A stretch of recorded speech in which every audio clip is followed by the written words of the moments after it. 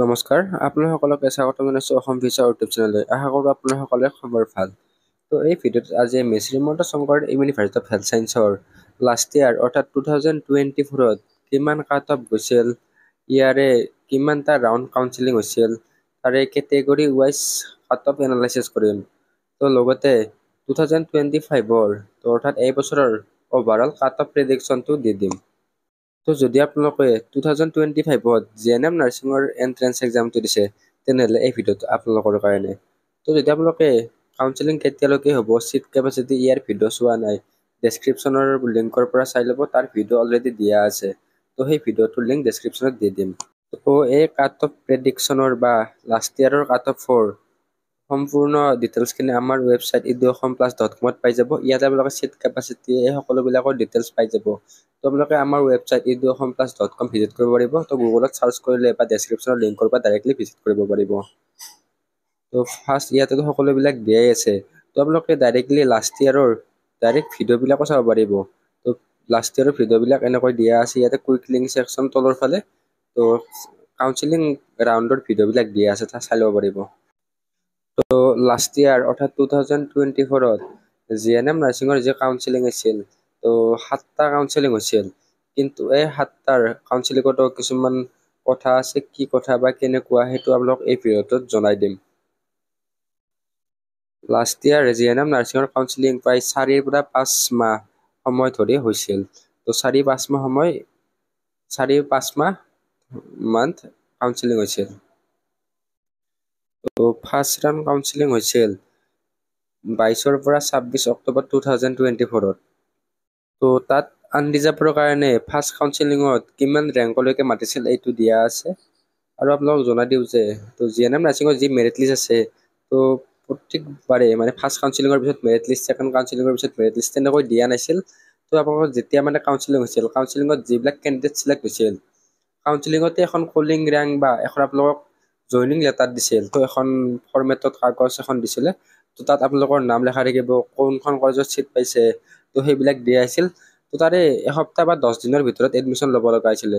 তো তেওঁলোকে প্ৰত্যেকটো কাউন্সেলিঙৰ নটিচ বা এডমিশ্যন ডেটটো ৱেবছাইটত দিয়া নাছিলে। তো ফাৰ্ষ্ট ৰাউণ্ডৰ নটিচখন তেওঁলোকে ৱেবছাইটত দিছিল, কিন্তু বাকী ছেকেণ্ড, থাৰ্ড এনেকৈ তেওঁলোকে ডাইৰেক্ট মানে ৱেবছাইটত দি কিনে এডমিশ্যন লোৱা নাছিল। তো ডাইৰেক্ট কাউন্সেলিঙত এখন লেটাৰ দি কিনে ডাইৰেক্ট এডমিশ্যন ল'ব দিছিলে। তো এইটো আপোনালোকে জানি থৈ দিয়ক। সেইকাৰণে মানে কাট অফটো গম পোৱা নাই, সেইকাৰণে কিমান ৰেংকলৈকে মাতিছিল সেইটোৱে দিয়া আছে।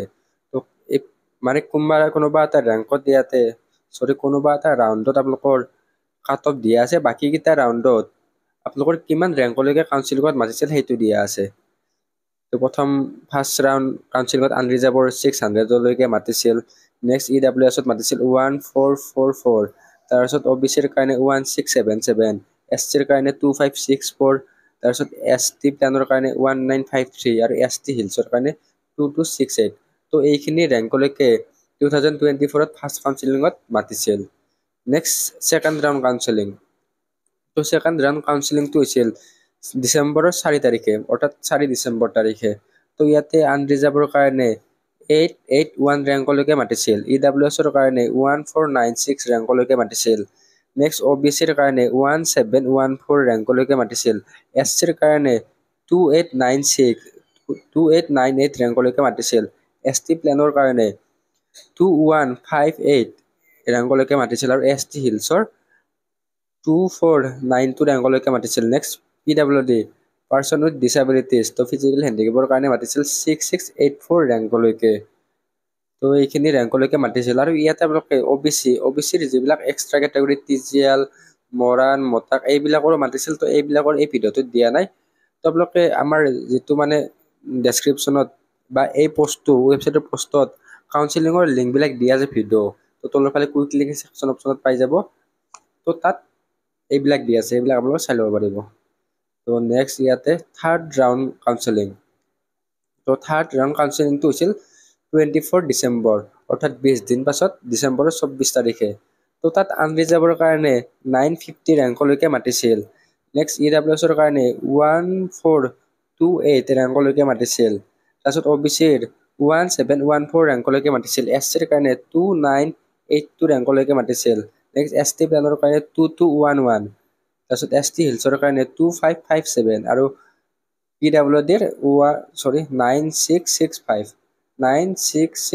ৰেংকলৈকে মাতিছিল। Next 5th round. তো ইয়াতে এটা কথা কৈ দিওঁ, তো এই পোষ্টটোত আপোনালোকে চাব পাৰে 3rd ৰাউণ্ড কাউন্সিলিঙৰ পিছত ডাইৰেক্ট 5th ৰাউণ্ড কাউন্সিলিং হৈ গ'ল। তো ইয়াতে 4 নম্বৰ কাউন্সিলিঙৰ একো দিয়া নাই। তো তাৰ কাৰণটো কি? তো আপোনালোকে অফিচিয়েল ৱেবছাইট হওক সকলোবিলাক চেক আউট কৰিব পাৰে বা ইউটিউবত চেক আউট কৰি ল'ব পাৰে। তো SSUSSৰ GNM নাৰ্ছিঙৰ যিটো 4th ৰাউণ্ড কাউন্সিলিং আছিল, তো 4th ৰাউণ্ড কাউন্সিলিঙৰ একো ইনফৰমেশ্যনে নাই। মানে তেওঁলোকে হয়তো 3rd কাউন্সিলিঙৰ পাছত ডাইৰেক্ট 5th ৰাউণ্ড কাউন্সিলিং পাতি দিছিল। তো ইয়াৰ ওপৰত ভিডিঅ' বনাইছিলোঁ বাৰু, কিন্তু মানে 4 নম্বৰ ৰাউণ্ড কাউন্সিলিঙৰ একোৱে মানে ইনফৰমেশ্যন এভেইলেবল নাই।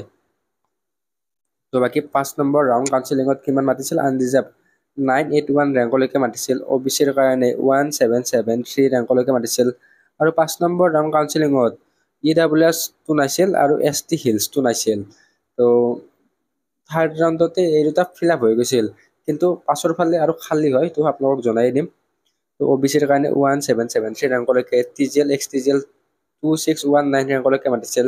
SCৰ কাৰণে 3063 ৰেংকলৈকে মাতিছিল আৰু ST প্লেনৰ কাৰণে 2249 ৰেংকলৈকে মাতিছিল। Next 6th round counselling. তো 6th ৰাউণ্ড কাউন্সিলিংটো হৈছিল 15 ফেব্ৰুৱাৰী তাৰিখে।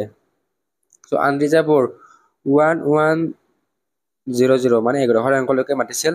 EWSৰ 1446 ৰেংকলৈকে মাতিছিল। OBCৰ কাৰণে 1825 ৰেংকলৈকে, TGL XTGL 2650, SCৰ কাৰণে 3252 আৰু ST প্লেনৰ কাৰণে 2282। তো ইয়াতে আপোনালোকে চাব পাৰে EWSটো আকৌ এগেইন আহি গ'ল। তো আপোনালোকে 5th ৰাউণ্ড কাউন্সিলিঙত EWSটো নাছিল, কিন্তু 6th ৰাউণ্ডত আহি গ'ল। তো কাৰণটো হ'ল লাষ্ট ইয়াৰ 6th ৰাউণ্ডত নতুন কলেজ এড কৰিছিল, তো সেইকাৰণে EWSৰ চিট খালী হৈছিল। তো ST হিলছৰো আহি গৈছে 7th ৰাউণ্ড কাউন্সিলিং। তো 20 ফেব্ৰুৱাৰী তাৰিখে হৈছিল, তাৰে অৰ্থাৎ 5 দিন পাছতে 7 নম্বৰ ৰাউণ্ড কাউন্সিলিংটো হৈছিল। তো 7 নম্বৰ ৰাউণ্ড কাউন্সিলিংটো অফলাইন অপেন কাউন্সিলিং হৈছিল। অৰ্থাৎ ইয়াৰ মিনিংটো হৈছে আপোনালোকৰ কোন ধৰণৰ ৰেংক দিয়া নাছিল। তো ৰেণ্ডমলি মানে যিটো ইলিজিবল ক্ৰাইটেৰিয়া আছে, লাইক 29ৰ ওপৰত মানে সেনেকৈ মিনিমাম কোৱালিফিকেশ্যন মাৰ্কটো পালে আপোনালোকে কাউন্সিলিঙত যাব পাৰিছিল। মানে 7th ৰাউণ্ড কাউন্সিলিংটো যিবিলাক কেণ্ডিডেট ইলিজিবল আছিল, তো সকলোৰে কাৰণে 7th ৰাউণ্ড কাউন্সিলিংটো হৈছিল। কিন্তু তাত চিট কেপাচিটিটো মেনশ্যন কৰি দিছিল 40টা। 7 নম্বৰ কাউন্সিলিঙত 40টা চিট কেপাচিটি মানে খালী আছিল। তো সেইকাৰণে যিমান কেণ্ডিডেট আছে সকলোবিলাকে ইলিজিবল আছিল, কিন্তু সকলোবিলাক কেণ্ডিডেট গ'লেতো চিট নাপায় ন। তাৰে কিছুমান কেণ্ডিডেট গৈছিল, তো কিমান কাট অফ গৈছিল সেইটো দিয়া আছে। তো 7th ৰাউণ্ড কাউন্সিলিঙৰ কলিং ৰেংক নহয়, কাট অফটোৱে ডাইৰেক্টলি দিয়া আছে। তো লাষ্ট ৰাউণ্ড কাউন্সিলিং আৰু ফাইনেল ৰাউণ্ড কাউন্সিলিং।